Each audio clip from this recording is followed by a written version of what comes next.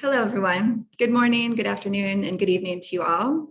Thank you so much for joining us today. On behalf of the Center for Universal Education in the Global Economy and Development Program at Brookings, I am very pleased to kick off the second event in a three-part series in partnership with the Yidan Prize Foundation, exploring emerging and timely topics in education likely to have deep implications for decades to come. With the world focused on pandemic recovery and a myriad of socio-political challenges on the horizon, now is the time to discuss, analyze, and when appropriate, seize upon emerging opportunities in education. Our event series brings together Yidan Prize laureates, members of the Yidan Council of Luminaries, education experts from the Center for Universal Education, and other leading experts in global education. Our first event, which took place last week, explored how to ensure refugee children can access education, drawing on the current events in Ukraine, and sought to find more sustainable system-level solutions for people on the move, not just in Ukraine, but for the hundreds of thousands of displaced student populations around the world. Our third event, slated to take place in early September, will look at how to move beyond the false dichotomy between foundational learning and a development of a breadth of social, emotional, and cognitive skills in the return to schooling post-COVID-19. So be on the lookout for more information to come on that event soon. And I'm so glad that you've joined us today for our second event, Education Meets the Metaverse, which promises a robust and lively discussion at the cutting edge of the intersection of technology, innovation, and education, focused on how to bring our best understanding of how young people learn into the metaverse while it is still under development. Under the scholarship of Kathy Hirsch-Pasek and others, Brookings has increasingly taken the lead in this space and hopes to develop recommendations for effective and inclusive policy and practice in this area. Before we get started, I would like to extend our appreciation to the Yidan Prize Foundation for its support of the Center for Universal Education, making it possible for us to co-host these events. I would also like to reiterate Brookings' commitment to quality, independence, and impact in all of its work. And without further delay, I am pleased to introduce today's moderator, Laurie Siegel. Laurie is a journalist, entrepreneur, and author. As CNN's senior technology correspondent, she interviewed the world's most influential leaders, winning numerous awards for her investigative reporting. She has also contributed to 60 Minutes, covering extremism and conspiracies. After a decade covering tech, Laurie launched ... a media venture exploring technology through the human lens. Most recently, she published Special Characters, a book exploring the last decade of innovation. Laurie, please join me on screen and take it away. Thanks so much. I'm so happy to be here with you guys today, and specifically about this topic, given my background. I got my start covering technology in 2009, which is now we're dubbing Web 2. I created our startup beat at CNN, and I was excited when the founders of Twitter told me that Twitter was going to transform democracy. I think they were right. And I covered technology through the complicated years, sitting in front of Mark Zuckerberg during Cambridge Analytica, the scandal, and asking him what went wrong. And I think we see what happened when the Wild West is built without diverse thinkers, without the proper protections, and without a humanity-first approach. And so I'm very passionate about it. And I think we're on the cusp of a new era of the internet. It's very exciting. It's one that's more immersive. We hear talk about the metaverse and Web 3, and we're going to get into all of that. And I think we really have some great thinkers here today who are thinking about the future of the internet, the future of our children. And so I want to introduce them. Before I introduce them, a little housekeeping.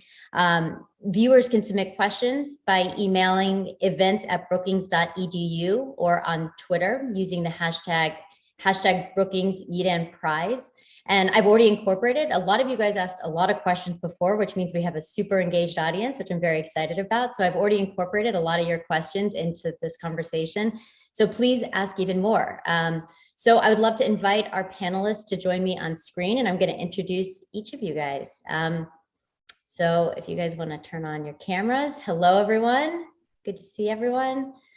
Great. And I want to start with Anand Agarwal. He is the Chief Open Education Officer at 2U and the founder of edX. He's the Professor of Electrical Engineering and Computer Science at MIT and a 2018 Yidan Prize for Education Development laureate. So he's been a pioneer in education for a very long time. And I always say that folks do a better job introducing themselves too. So I'm going to give you a less than a minute opportunity to explain a little bit more about what you do to folks. Anant. Oh, thank you, Laurie. So excited to be here. edX is the platform company. I've been a professor at MIT for 34 years, and about 10 years ago, we founded edX in partnership with Harvard and MIT. The project was led by both edtech engineers who also turned out to be educators and professors for decades. And so we launched edX as a platform company where we connected learners from all over the world to great educators from great universities and companies. And today, edX has grown to about 45 million learners who are learning from every single country in the world. Wow, great. And next up is Kevin Clark. Kevin, you are a children's media producer and consultant. You worked at places like Netflix. You have been passionate about diversity and inclusion. I read quite a bit of your writing on it. It's super fascinating. I would suggest everybody go and read what he's written on some of these topics. Tell us a little bit more about your background. Thanks, Laurie, and happy to be here. My background started as a computer scientist. My background's in computer science. I was a game developer. And so all of these issues are really close to me. I was a professor for over 20 years at George Mason University, focused on educational technology. And so my work in the technology and digital media space tends to focus on broadening participation and making sure that we develop inclusive and representative solutions to technology and media use. So again, happy to be here. Great. Rebecca Cantor, you are head of education at Roblox, which is a very powerful seat right now because so many children are growing up in these games. I mean, I think if there are any parents who are watching, I think they would probably confirm that with me. Tell us a little bit about your background and what you're up to. Sure. Thank you, Laurie, and thanks so much to everyone for having us here today. I lead education at Roblox, as Laurie shared, which puts us in a tremendous position to help 50 million plus kids a day learn in ways that are playful and engaging and meaningful and deep. My background is in building game-based and simulation-based assessment. My assessment company was acquired by Roblox in 2020. And I really brought the focus of those assessments on deeper learning and understanding students' ability to work through problems, create, understand systems to the forefront of the work we're doing with partners who are building educational content on Roblox. Thanks so much. Wonderful.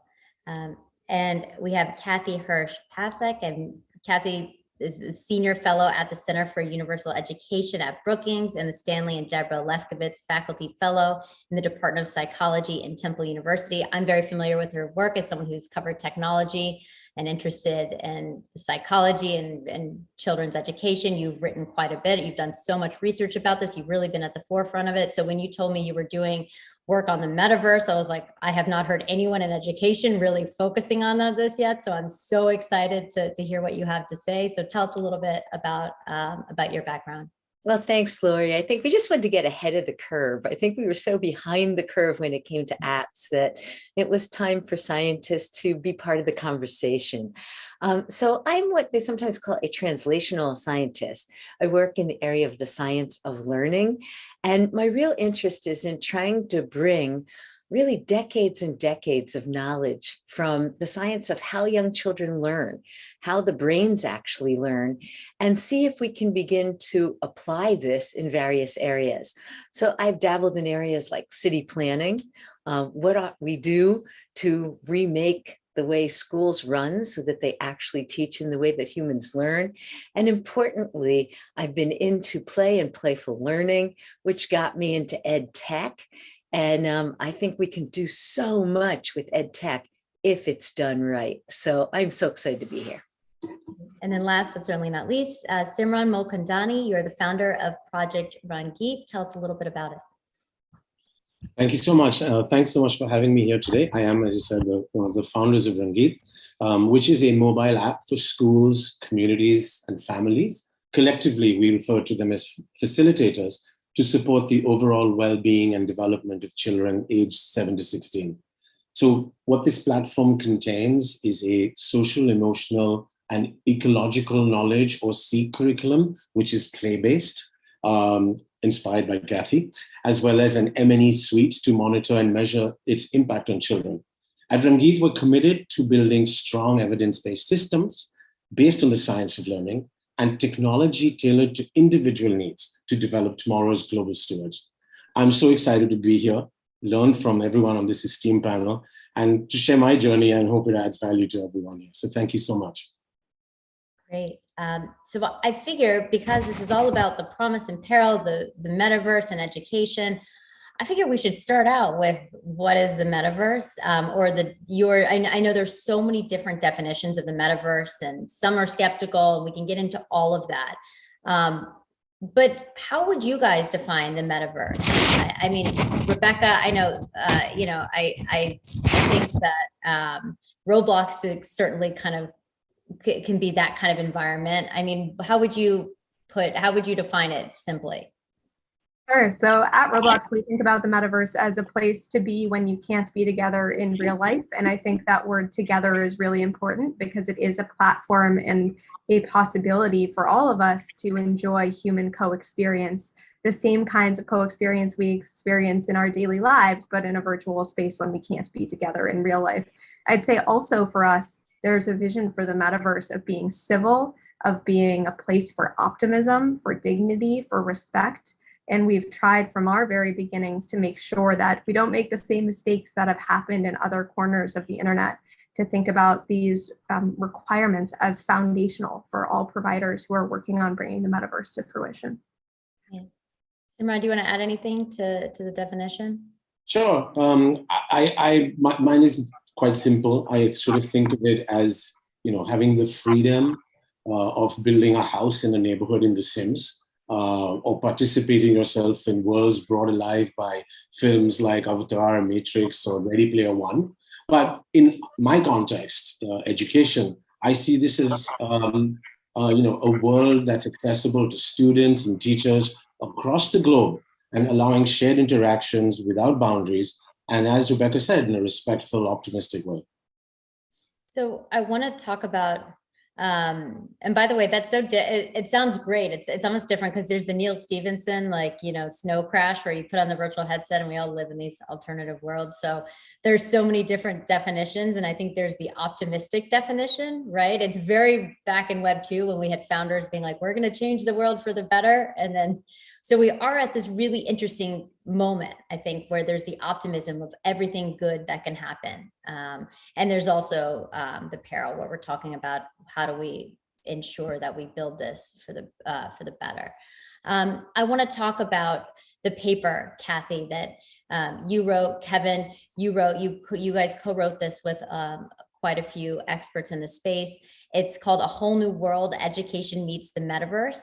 Tell us a little bit about the paper and those key themes. Why'd you write it? What was the response? Well, first of all, I should say I was so lucky to be able to work with the Dream Team. We really wanted to help share the latest science on how children learn with people in the ed tech industry.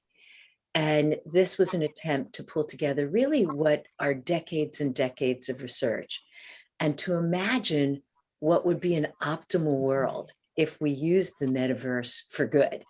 So in our view, I'll just give one example to get us started. If you might be teaching about ancient Greece, wouldn't it be incredible if you could actually go backwards in time with your students, and your students could not only understand the number line as you moved through time, but then see what Greece really looked like in 500 BC. And after you explored it and saw the hustle and the bustle, come back to the present and then ask the question, how did we ever know that it looked like that? What would it take? And importantly, in the view that Kevin and I and our colleagues wrote, it doesn't knock out the teacher. It doesn't take away the hybrid social interaction. It embeds it in the experience to just make it richer. Talk about. And I'd like to add, I think one of the key aspects of this report is that there was I felt like there was a communal approach taken to creating it. Oftentimes, we have scientists who operate in isolation, and they are looking forward to what the possibilities are. And in this instance, I felt like a community of scholars and practitioners and researchers were brought together to begin to talk about these issues and to highlight them before they took a huge role into the education space. And so we started talking about issues of representation and inclusion and safety at the beginning, not at the end once it's built. And so I encourage all of us to continue to be involved, and I applaud Kathy for making that community exist and inviting all of us in to lend our voices to such an important issue. And Kathy, before we kind of broaden it out, there is this idea in the paper of the 6 C's. Can you walk us through that framework for education of the 6 C's? Oh, I absolutely can. You know, for years, well, at least since 1975, when in the United States, a seminal paper came out called A Nation at Risk, which really wasn't just about the United States. It's a worldwide problem. The world was changing very quickly, and education systems were not. In fact, Times once quipped that if Rip Van Winkle woke up today, that actually there'd only be one institution that looked the same as it did 100 years ago, and that would be education. And part of the problem is that we have maintained a laser focus on shoving in content. And what the science tells us is that shoving in is not the way children learn. They are not empty vessels to have things dumped in. What they are active beings with an active brain and an active mind and a curious mind. We're also learning through the internet revolution that started, long ago, and I think was even more so in 2011 after apps came out, that just learning content wasn't going to be enough. Notice the just. I'm not throwing away math and reading. I'm just saying that in the way we look at it in the science, there are interconnected skills, and the suite of skills, what we call skills for a changing world at Brookings, are critical. We call them the 6 C's in my vision, which is collaboration. There's not a business out there that doesn't talk about what team you're on, relationship building. That builds communication, writing, listening, that's a lost skill, and speaking. That is what builds content and learning to learn skills, critical thinking skills, creative innovation, and finally, in a hard one, the confidence to give it a whirl, to really try something and to fail, because we've been taught not to fail, and the greats in the world are all willing to persevere through failure, and that's what helps you learn grit. So an interconnected suite of 6 skills that the science supports and are malleable through time. Great. I want to ask you guys, when you think about the education technology of today and the future, how do you think this idea of the metaverse will change what we do in schools in general? It feels a little bit far out, but it might not be. And so I think that's why we almost have to, Rebecca, I see you nodding your head, because I think Roblox is such a good example of the numbers are astronomical of people signing on. So maybe we can start with you. How do you think this idea of, quote, the metaverse will change what we do in schools and change education? Yeah, first, I just want to second what Kathy said and what her academic work has demonstrated and signaled for all of us, which I think first and foremost, we want to think about not just openness and access when we think about metaverse in classrooms. It's not just about, oh, you can hop in from anywhere in the world. Yes, that's nice. That's true. That's been a trend in the democratization of access of educational content. Great. Let's keep doing it. But Kathy's work brings up a second point that is really near and dear to Roblox's agenda, which is depth. You need to have experiences that center the teacher in the classroom, as their curricular and instructional programs do now, but allow them to go deeper instead of inch deep, mile wide. And that brings me to kind of, how do we do that? What's the permission structure that needs to change? And for me there, it draws on my background and assessment as well. I think it's really about currency. It's about completion and currency. Can you have folks make it through learning experiences that are deep, that explore complex scientific phenomena, or that travel and do something in a historical era that's otherwise inaccessible to all of us today? But can you then translate that into a demonstration of generalizable learning? Because if you can't, like, great that we're building all of these things and hoping they will come, but we lack the ability to give learners a ability to translate that into some currency. APs are a great example of currency that everyone appreciates. You take an AP course, you take an AP test, it turns into credit. We actually have very few similar examples of solid completion turned into currency in our educational world right now, and certainly what ed tech has borne. I'm hopeful that metaverse experiences, smartly contextualized in the curriculum or in the instructional program, again, to go deep, not just to have a ton of offerings that anyone can jump into at any time, can help students achieve more of that completion, more of that currency, and really transport those skills that they learn about in one experience or another in the metaverse into real life, novel situations where they have to bring to bear the same knowledge, the same applied skills. So that's my hope, is that we go deep instead of just broad. And I think a lot of educational organizations will continue to use the metaverse and other virtual content integrated into curriculum to facilitate that deeper learning.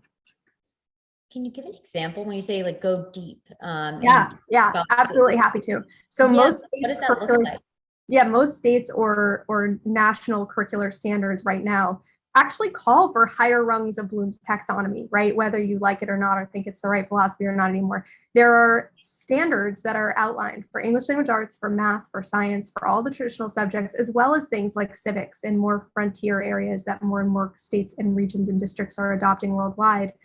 And yet when you look at what our tests measure and what most of our curriculum centers around, it's kind of the low level, like, did you get the bits, as opposed to, can you bring all this together? Can you integrate it? And can you translate it, transfer it to a novel situation and demonstrate your true mastery of the material?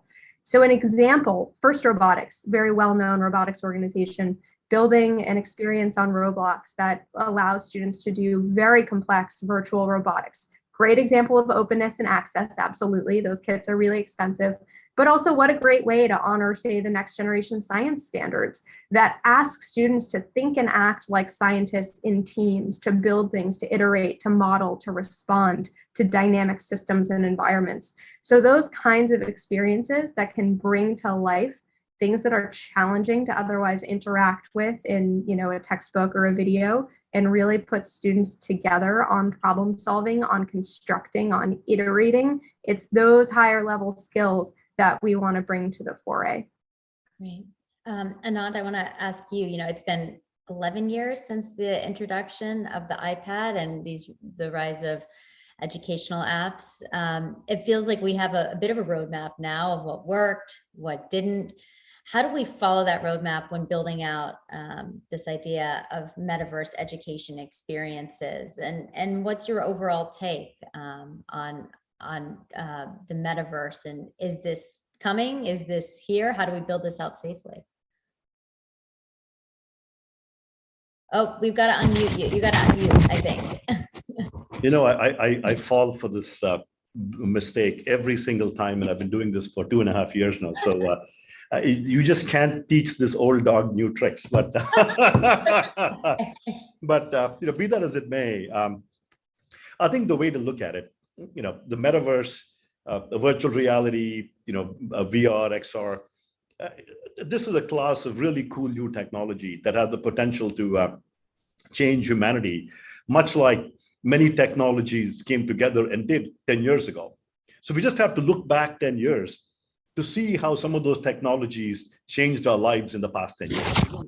Use the good examples from that. So let me give you an example.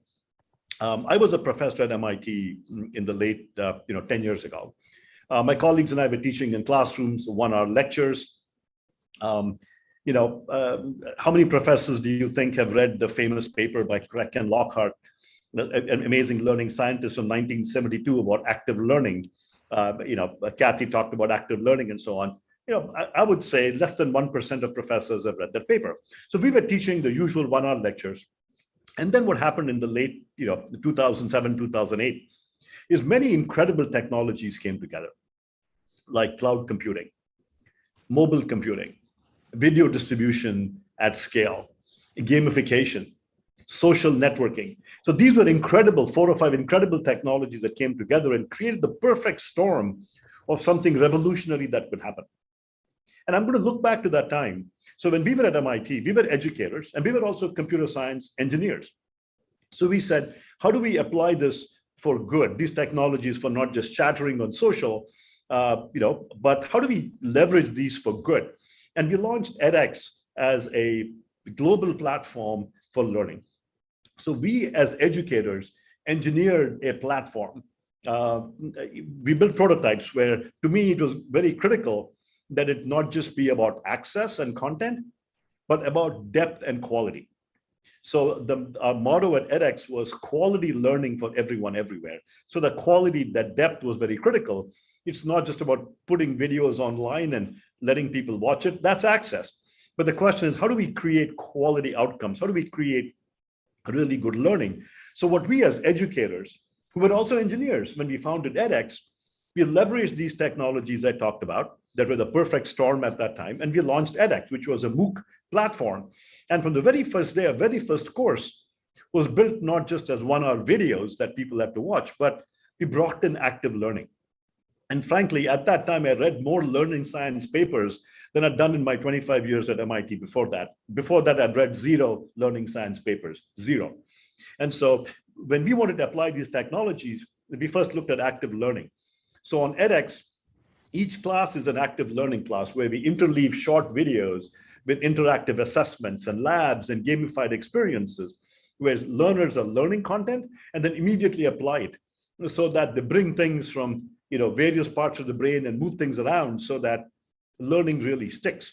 So I think we should take lessons from examples from the past where educator and engineers and learning scientists all collaborated.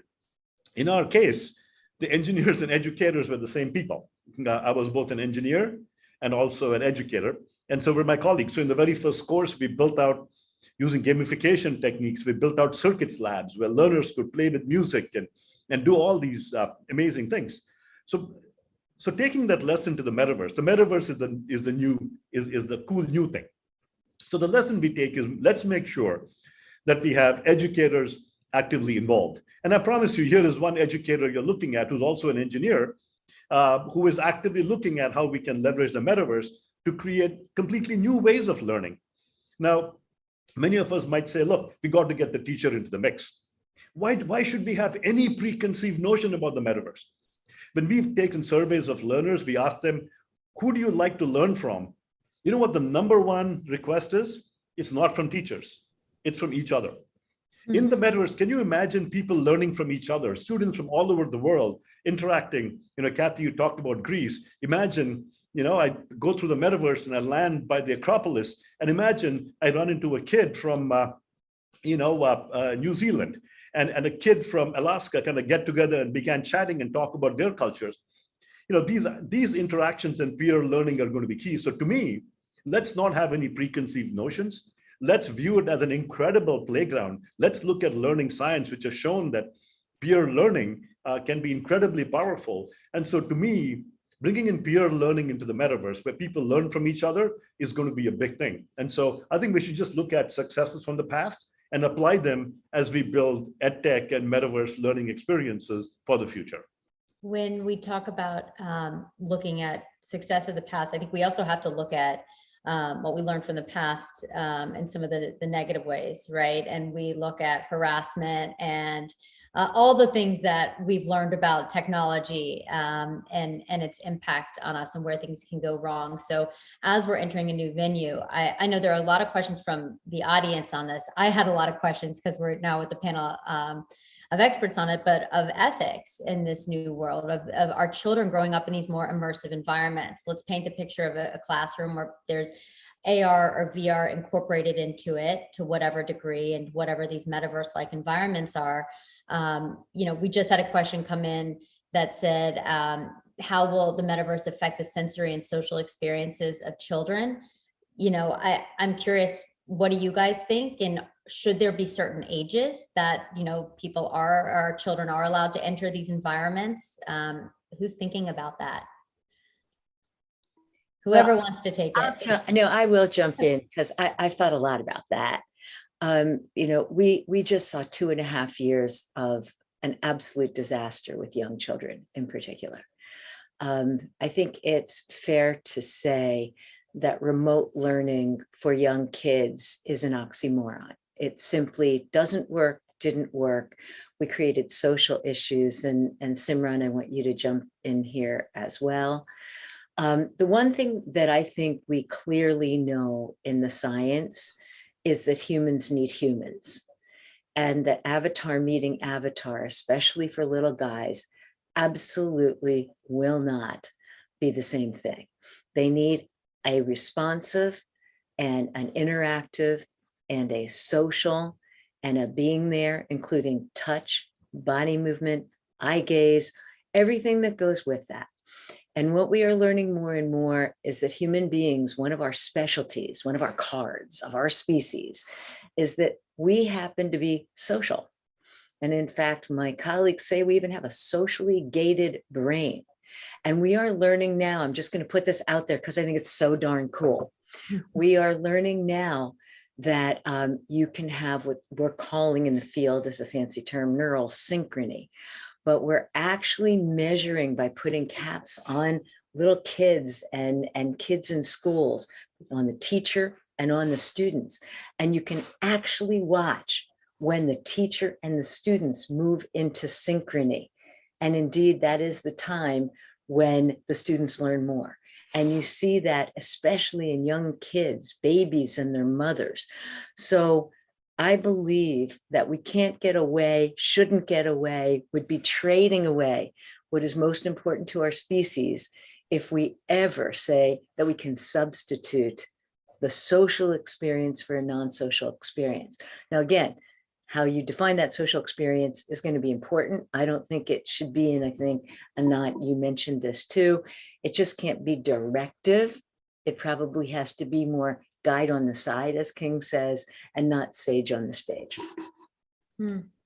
Another question we had from the audience on ethics was a question from Julian Ching from the Chinese Globalization Association, who said, who will have the responsibility for safety and security in the metaverse?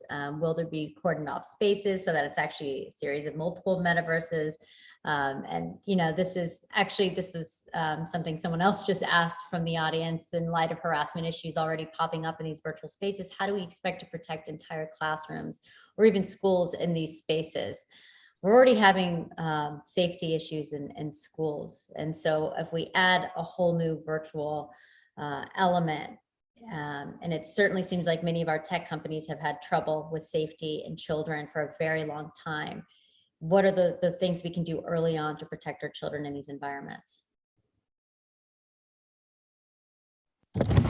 Rebecca, sorry, go ahead, Kevin. I think one thing is to be able to verify authenticity and identity. I mean, we know who's on a flight, we know, and so when we make these comparisons between brick and mortar, a school and the metaverse, one of the keys is that when we show up to a school to pick up our child or to go on a field trip, we are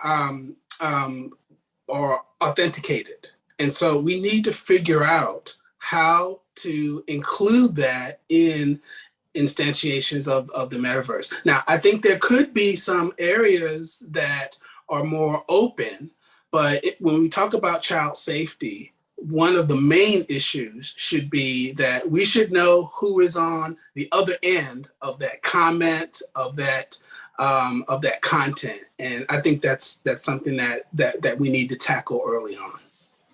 Yeah, I'd second that. I also think, at Roblox, we talk a lot about age verification and also context being important in determining what the norms and expectations are. When you're in a private chat with one other person in real life, you have different views and you might make different comments than when you're in a public setting and the whole world's watching, and same thing in the metaverse. But I think most importantly for parents, for educators, for schools, there are existing regulations that certainly at Roblox we mind and we appreciate. And those might limit, for example, when students can talk to other students, in what jurisdiction. Can they only talk to students in their class? Can they not talk to students in their class, only if an educator is present?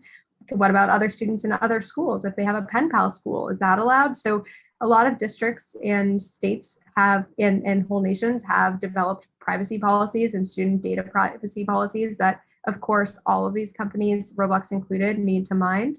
But I also think there's a need for parents to take a really active role in getting to know those parental controls and restrictions that most platforms offer.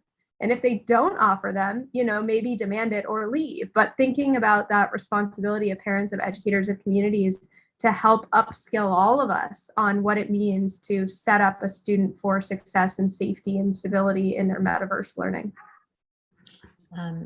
I want to get into the digital divide, right? I think we're on the cusp of, every time we hear this could be a more equitable world, this is a place where our children could have access in ways they didn't, there's always the other side of this. And so Simran, I saw something you wrote that I just thought was really interesting about how you were inspired by an English grammar school that you taught in Mumbai back in, I think this is 2013. And it really, it inspired what you do today. And I want to use this as a way to get into how we're going to chat about the digital divide and how we can be careful about this. But let's just start with, can you talk about your experience back in 2013 and what it taught you about education and that divide? Sure. So yeah, just for everyone's benefit, I was always interested in teaching. I was an investment banker and got into entertainment, and I was invited to teach a class of fourth graders in English. And just for context, I'm in Mumbai, India. And in this fourth grade class of mine, I had 8-year-olds, I had 14-year-olds. And guess what? All the girls were 12, 13, and 14. And why was that? They were being denied education. They were being sent to their villages to work on the fields.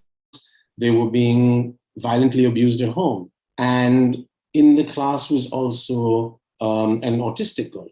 And caught up in this cocktail of abilities, of different aspirations and dreams, we were delivering the same cookie cutter solution to all these kids, and not even thinking about the variability of learning, and not even thinking about how the individuals we were talking to.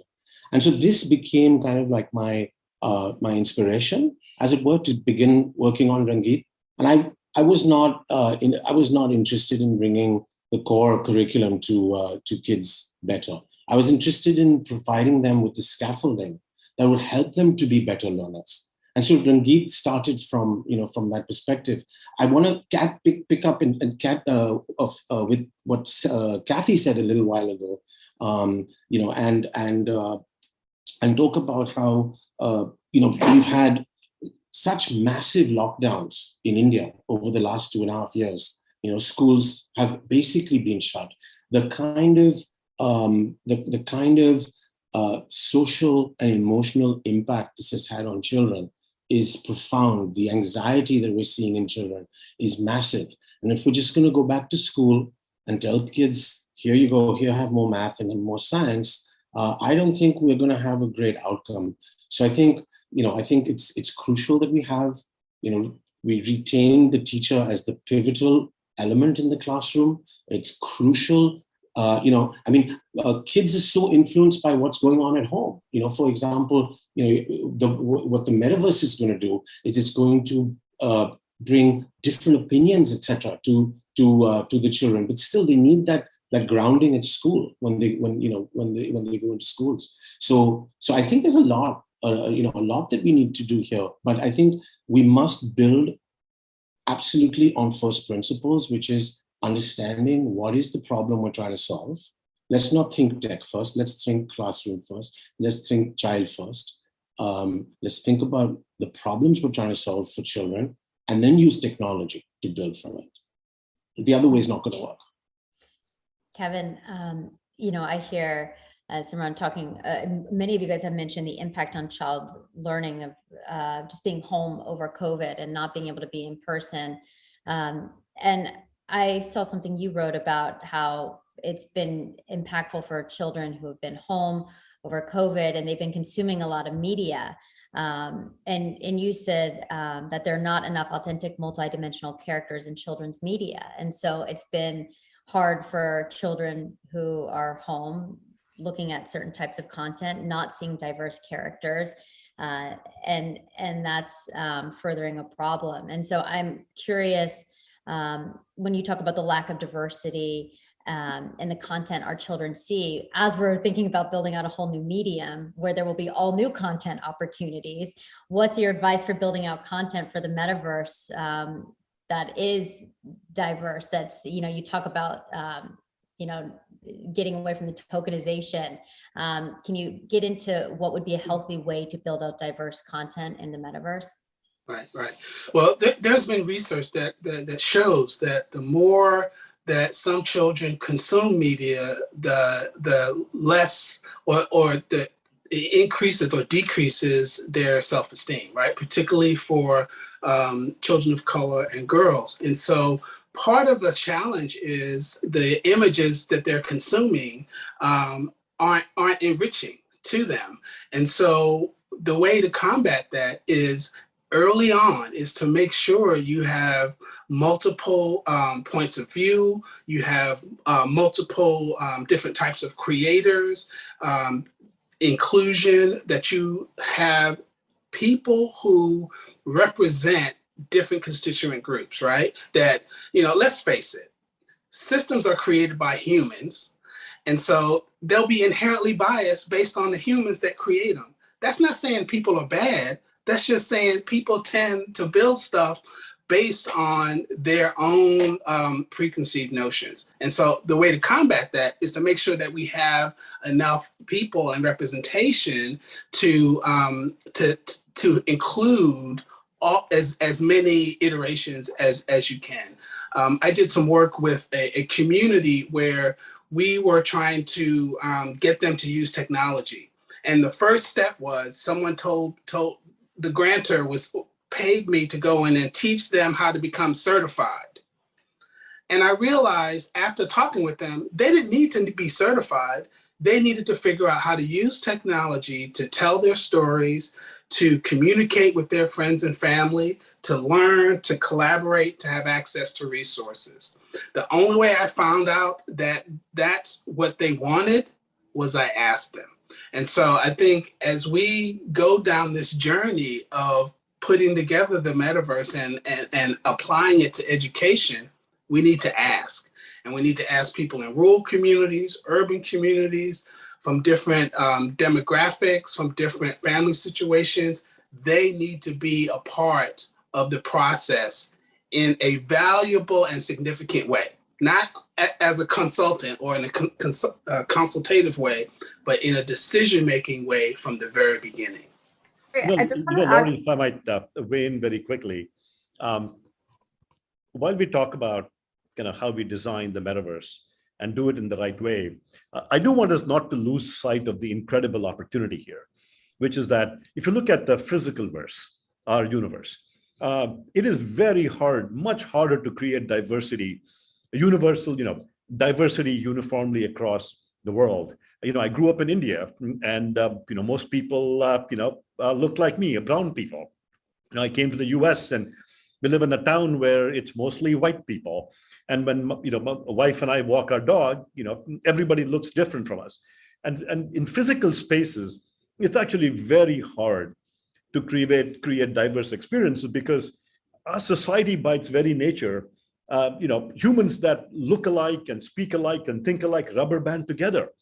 The human nature is non-diversity increasing. And so, but in the metaverse, the beauty is that now we can synthesize and make sure that people see much more diverse experiences by creating a metaverse that looks diverse. It's much easier to do that than in the physical world. And so I would like us not to lose sight of the incredible opportunity that this new technology is giving us rather than viewing it as a problem.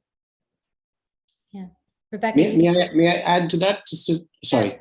No, sure, go ahead.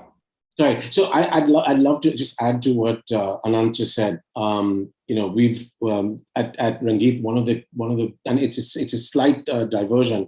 One of the things we focus on a lot is teaching children about ecology and their ecological systems. And at a recent virtual climate conference, and here's the jump off from where Anant said, we co-hosted students from 15 countries.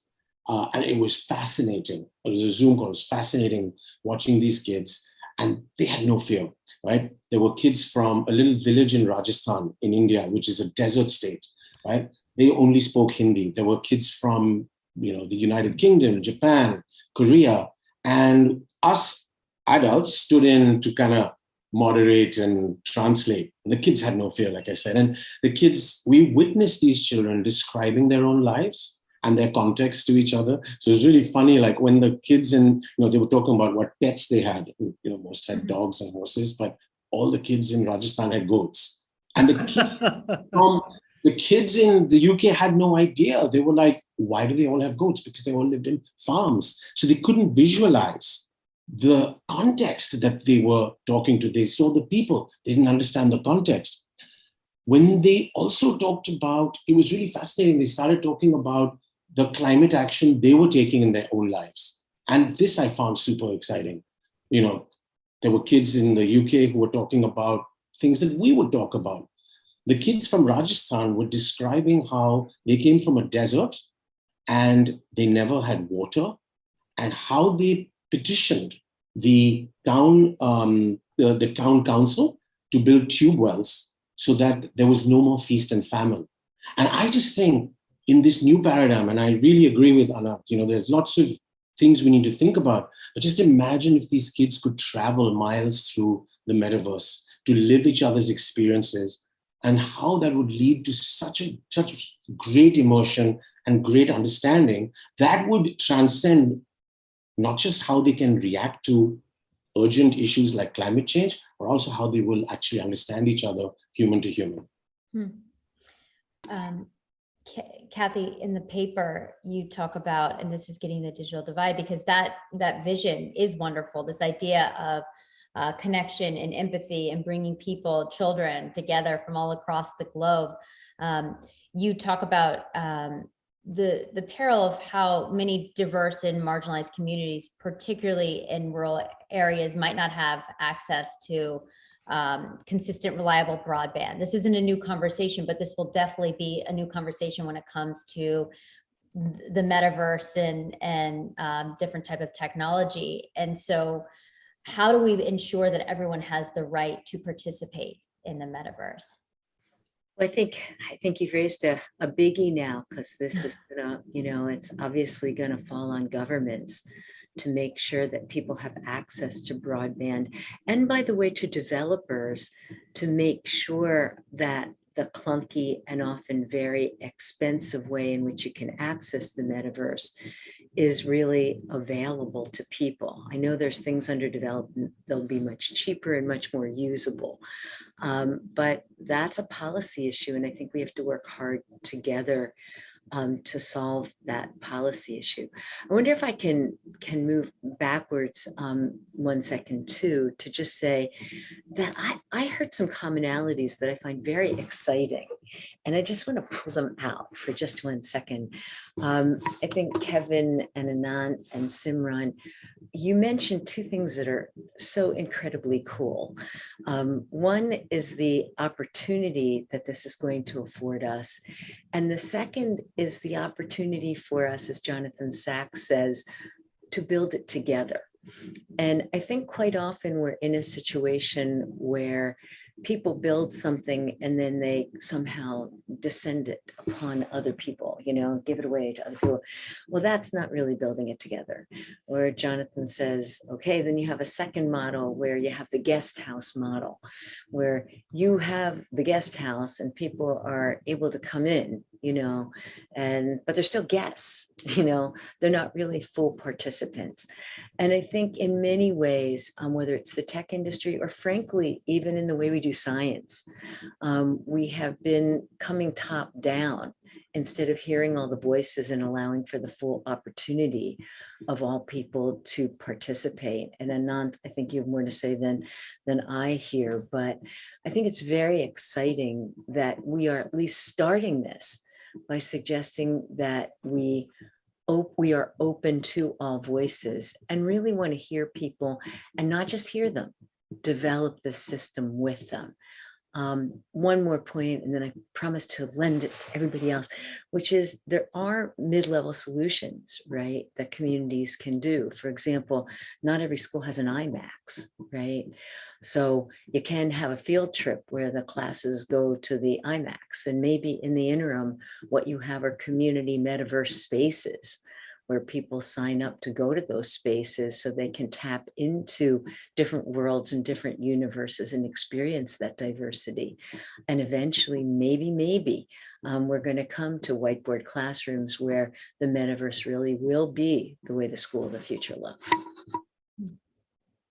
Laurie, if I could, I just have a few points that I think to bring the academic community in and maybe to be a little bit contrarian. I'd say one, there's an underwhelming amount of research on this question of representation identity on the role of avatars and how avatars do or do not enhance student learning. We actually have a lot of research about avatars in assessment and how they impede or cause challenges throughout assessment, but we have fewer on learning experiences and the role of identity projection that at least so many kids who are on Roblox talk about when they describe their avatar. I mean, I'm always amazed an 8-year-old will tell you that they change their avatar's clothes every day to reflect the weather, or that they might not want to bring the same avatar into one experience with some friends as they would into class. So I think understanding and digging in more to that relationship, and is there a conduit for building confidence in oneself, in a student's projection of themselves in all these different roles and environments, and achieving a lot in the metaverse in their avatar extension of their identity.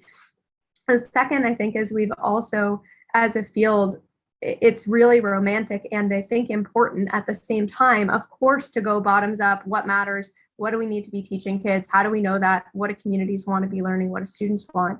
At the same time, there is an oppressive top-down permission structure and incentive system that governs how schools and the formal education system work. So there's a lot of opportunity for sure in informal learning context. But when we talk about the school day, I think there are real pressures there, and it does no one any good to ignore them right now. We can actively work to change them. But in the meantime, I want us to be thinking about, if rigor and demonstrating mastery of content or skills is still par for the course in having footprint and time in the traditional school day, no matter the country, is there a way for us to bring to bear more measurement, more evidence that these learning environments are actually achieving something different and deeper? Because if we can't ever demonstrate that, if we never learn how to assess in these environments, and I'm not saying high stakes assessment, but just assessment that learning happened, or that skills are being developed over multiple times of engagement, it's kind of a fluffy case to make. It's kind of like, well, this is exciting, it's interesting, it's new, let's bring it in.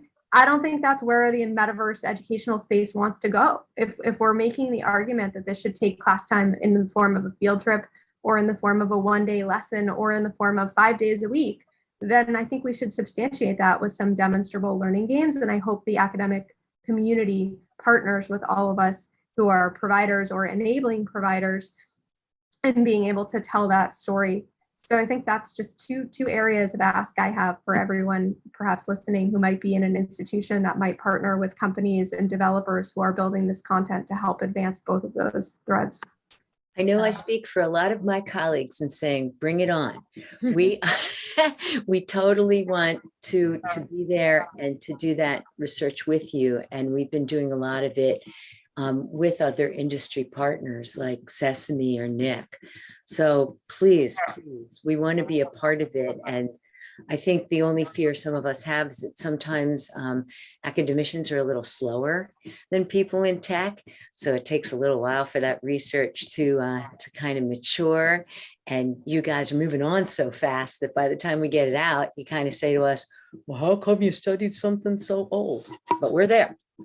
I love too, Rebecca, you kind of mentioning the digital avatars and whatnot. I just think identity and our children's identity in these new virtual spaces, they already put so much weight on their virtual existence. The idea that one day their virtual existence, they could put almost more weight on than their physical existence. I mean, there's so many interesting concepts there, and there's so much for you guys to be thinking about with that, right? And so it's important that we are thinking about that, and it's important that gaming developers are thinking about that, and educators are thinking about that, because it's psychology, but that's also technology. So it's interesting to hear you talk about it. So we're wrapping in a bit. I'm curious, as you know, I've interviewed Mark Zuckerberg many times and asked him some ethical issues about the future. And so I'm curious, just because you guys are all experts in the space, you're all pros. If you were sitting in front of Mark Zuckerberg right now, who has now transformed Facebook into Meta, I know this is a curveball, guys. Sorry, it's end of hour. He's now transformed Facebook into Meta, believing that he's going to build out this metaverse and that this is the future, very long on a metaverse-like environment for the future. What is the one piece of advice you would give him, the single most important thing you think he could do to make sure that we don't repeat the same mistakes of the last decade? Bit of a lightning round, but a very difficult one. So whoever wants to take the first stab at it gets extra bonus points. I'll go. I think most important, number one, is make sure that the pursuit of profit doesn't come at all costs. How do you structure the business model, the core of how you make money, to be good for humanity, not bad? Great. I would say an important point would be, being a techie myself, be sure that domain-specific experiences are not built by people who don't understand those domains, like education, for example.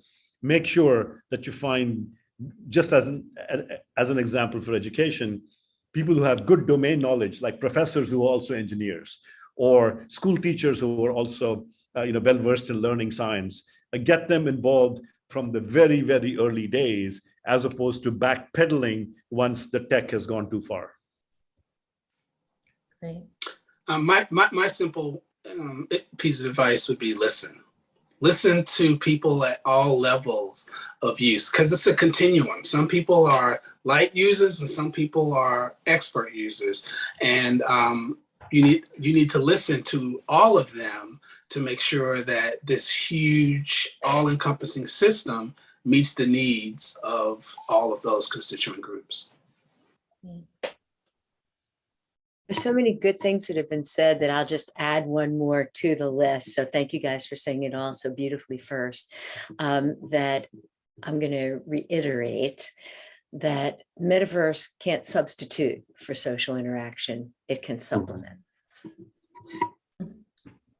Yeah, and I'll just add, I have to echo what Anand said earlier, but once again, that we have to bring in domain experts. We have to build classroom first, not tech first, and not profit first. I totally agree.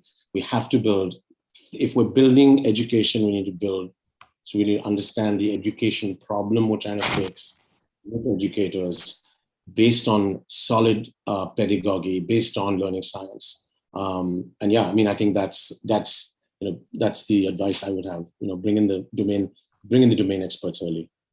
Sorry, just really quick, I think reflected in everyone's comments, there's also a theme, this is unrelated to Mark Zuckerberg, but for those who are building ed tech solutions, I think in general, there's a need to have humility and to understand all of our context in the system that, while we all like to rail on it for not moving NAEP or PISA scores or whatever over the last 50 years in a meaningful way, it certainly has deficiencies, but it also has a lot of complexity and a lot of good reasons sometimes behind why things are the way they are, or why they are hard to change, right? You don't want standards whiplash and curricular whiplash where every other year kids are learning totally different things. So there are some good reasons. And I just think there's a tendency for Silicon Valley to come in and say, let's blow the whole thing up and make it in our own incarnation.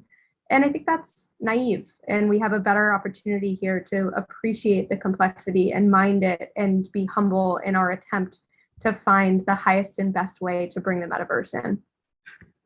And I hear a lot of those same themes of, right, we can't forget about the human, right? These are themes that we have learned from the last decade that I hear you guys saying early on. We cannot forget about the human. We need more diverse voices in.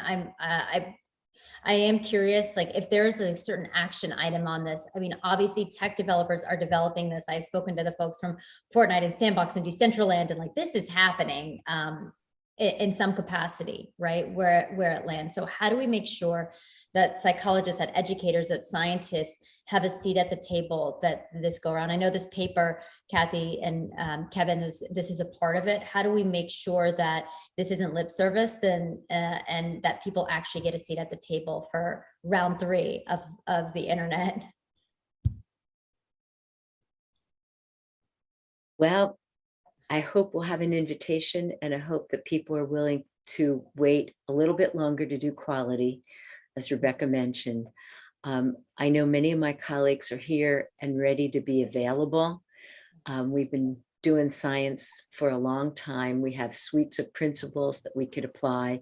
That's what we wrote in our paper that Kevin and I and our other colleagues wrote. Please, please take a look. Know we're here.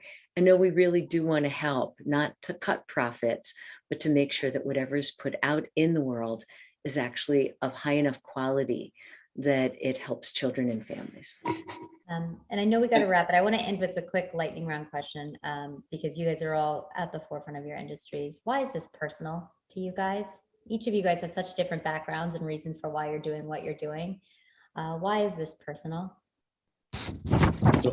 I'm inspired by one of our advisors at Ranjit, who said this, and it keeps me committed. He said, we're living in schools that are solving the problems of 25 years ago. Wonderful math teaching, but not if there are no elephants left to count. Amazing redesign of English, but not if there are no forests left to describe. And I want to make sure that I give my children and their children an opportunity to have the same kind of opportunities in the world that we have.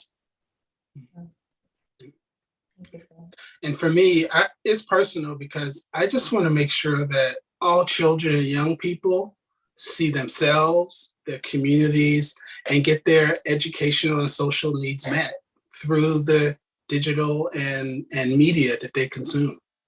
Simple as that.